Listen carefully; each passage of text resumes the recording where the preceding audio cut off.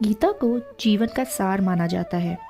कहते हैं, जिसने गीता में दिए गए ज्ञान को समझ लिया और अपने जीवन में उसका उपयोग उचित तरह से कर लिया, उसे किसी बात का बुरा नहीं लगता, कभी गुस्सा नहीं आता।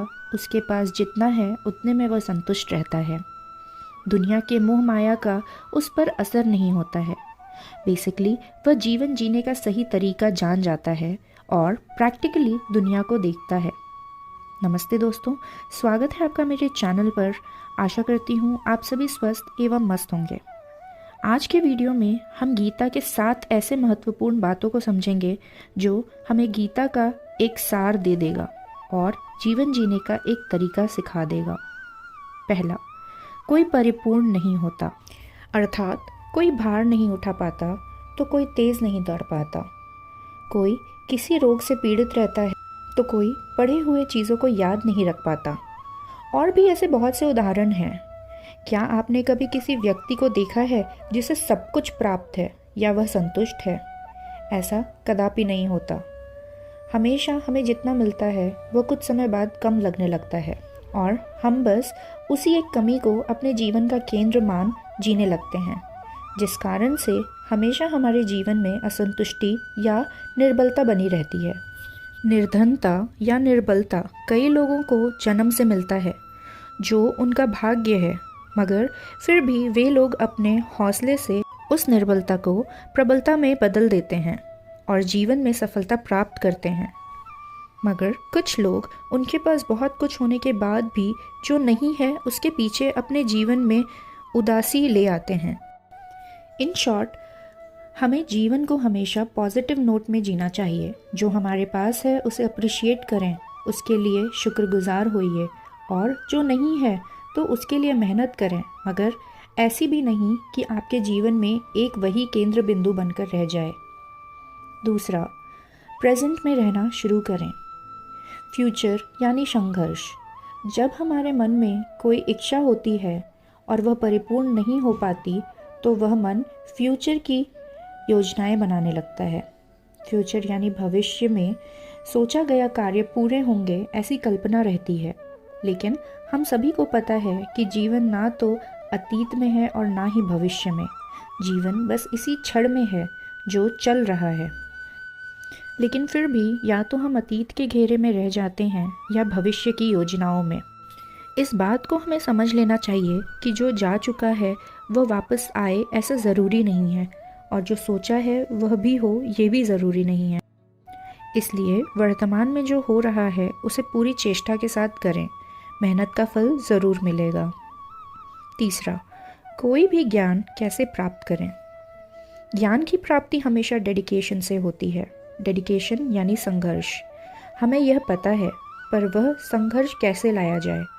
हमारा मन विचलित रहता है, कई चैलेंजेस हमारे सामने ले आता है, जैसे क्लास के टॉपर से जेलसी या फिर टीचर के नॉलेज पे डाउट, और तो और कभी टीचर ने डांट लगा दी तो उस बात का ईगो आदि। ऐसे कई फैक्टर्स हैं जो हमें अपने लक्ष्य से दूर करते हैं और हमें डेडिकेटेड ना होने में मदद करते हैं। कई बार अलग अलग थॉट्स हमें डिस्ट्रैक्ट करते हैं, लेकिन dedication is always the key. आपने कई बार सुना होगा कि बस लगे रहो, और जो आपको इस ज्ञान प्राप्ति में मदद करता है उस पर विश्वास रखो।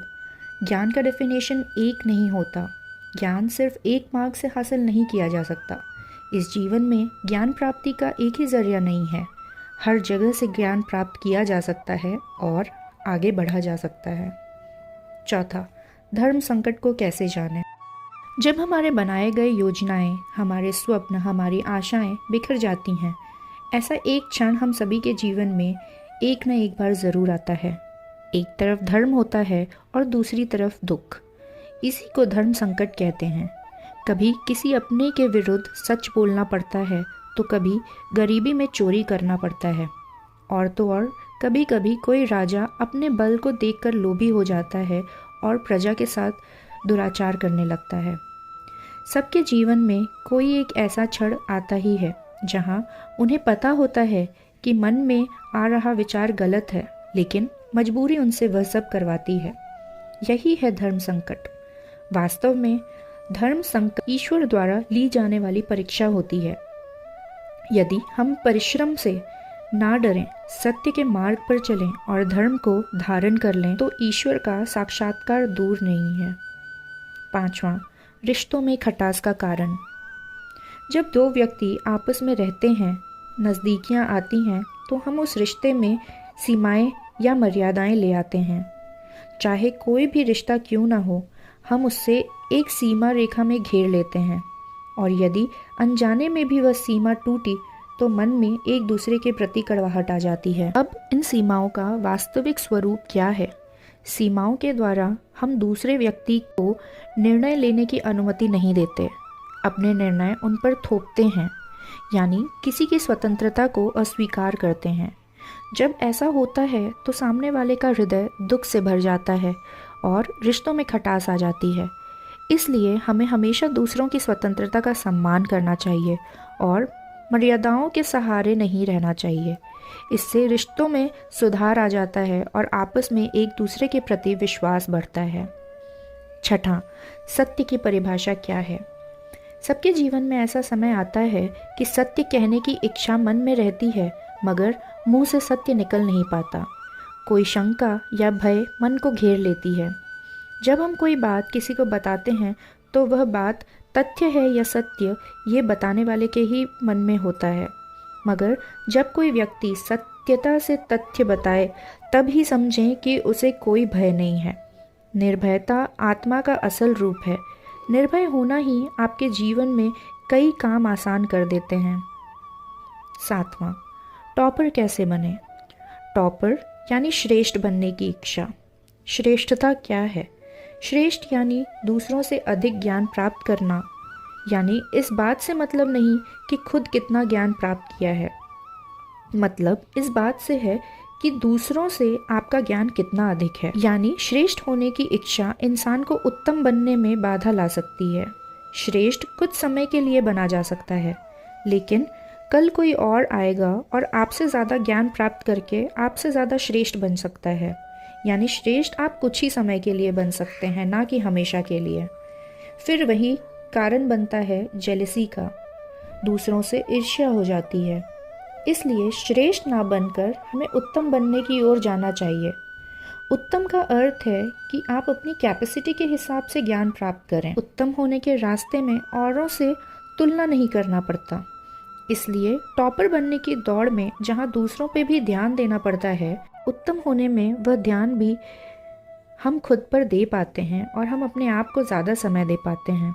उत्तम बनने की दौड़ में देर अबेर ही सही, लेकिन अपने फील्ड में वह अच्छा कर पाते हैं।